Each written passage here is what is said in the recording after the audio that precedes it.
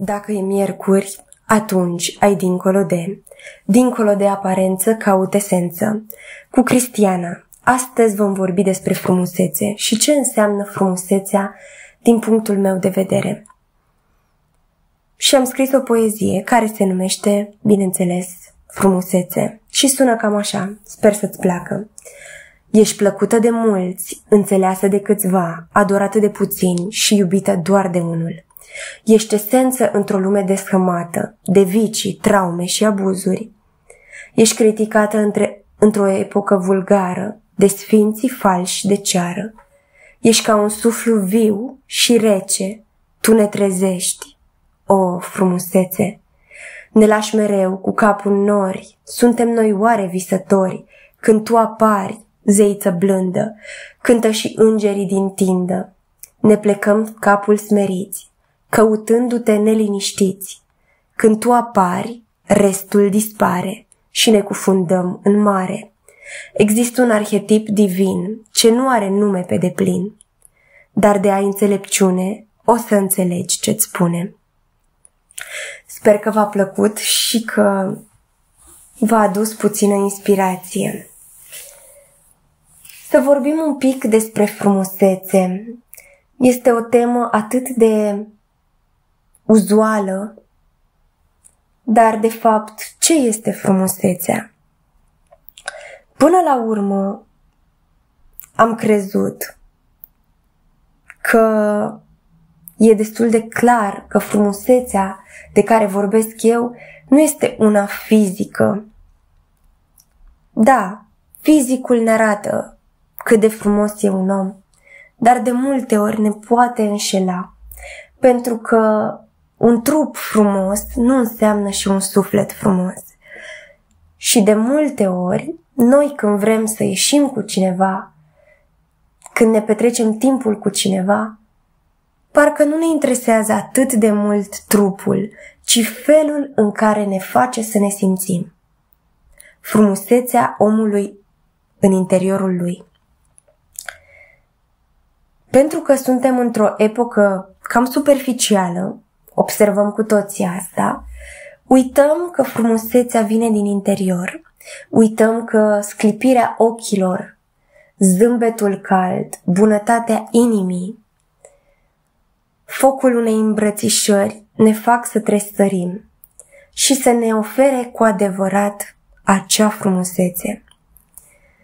Da, uităm lucrurile astea și considerăm că hainele, gadgeturile, nu știu, poate anumite obiecte ne oferă frumusețe, anumite accesorii, brățări, bijuterii, farduri, păr și mai știu eu ce obiecte ne oferă frumusețe. Dar țineți minte, dragilor, că frumusețea pe care o simțim cu toții vine din interior, vine dintr-un zâmbet cald, din ceva nevăzut, doar simțit. Și țineți cont că cu toții aveți oameni care, deși sunt frumoși exterior, fugiți de ei de mâncați pământul, pentru că frumusețe exterioară nu este egală totdeauna cu frumusețea fizică. Așa ar trebui să fie, dar nu este. De cele mai multe ori ne punem, extensii în păr, dar uităm că părul este o legătură cu divinul. Dacă ne cade părul, atunci înseamnă că avem probleme și pe partea asta spirituală, pe partea nevăzută. Pentru că, după cum știm, niciun fir de păr nu-ți cade din cap fără știrea Domnului. Și făcând această paranteză, vreau să vorbesc un pic despre de ce suntem noi atât de vulnerabili în fața adevăratei frumuseți. Pentru că o vedem nu doar cu ochii fizici, o vedem că ne copleșește și este superb să vezi ceva mai înalt ca tine, ceva care te face să tremuri din toate încheieturile, pentru că ne dă viață, ne dă culoare, ne dă frumusețea vieții, frumusețea inimii, ne oferă ceva ce nu credeam că există. În momentul în care vedem ceva frumos, nu vă gândiți doar, la un corp. Gândiți-vă și la un apus de soare, gândiți-vă și la un răsărit de soare, gândiți-vă la natură în general. Atât de perfectă e natura, cu culorile ei minunate. Gândiți-vă cât de frumos pictează Dumnezeu, sau cum vreți voi să-i spuneți, universul, încât dacă sunteți atenți, vedeți cât de multe culori există, cât de mulți oameni colorați există. Și nu doar culoarea pielii, ci felul în care gândesc, felul în care acționează. Chiar dacă sunt furioși, chiar dacă sunt îndrăgostiți, chiar dacă sunt temiri ce sentimente, triști, fiecare avem o culoare și nu ar trebui să fugim de culorile posomorâte, ci ar trebui să le vedem. Bine, fără ar trebui, pur și simplu ar fi frumos doar să le vedem și să le onorăm, să onorăm părțile astea din noi și să le înțelegem, să ne bucurăm de ele, pentru că până la urmă frumusețea vine din interior. Deși o căutăm în exterior, ea vine din interior. Acolo își are începutul și acolo își are și sfârșitul. O voce caldă, un zâmbet bun, o îmbrățișare fierbinte ne oferă acea frumusețe. Gândiți-vă la bunicile noastre care mereu spun: Maică, te rog să mănânci tot din farfurie. Cum să nu vezi o bunică frumoasă?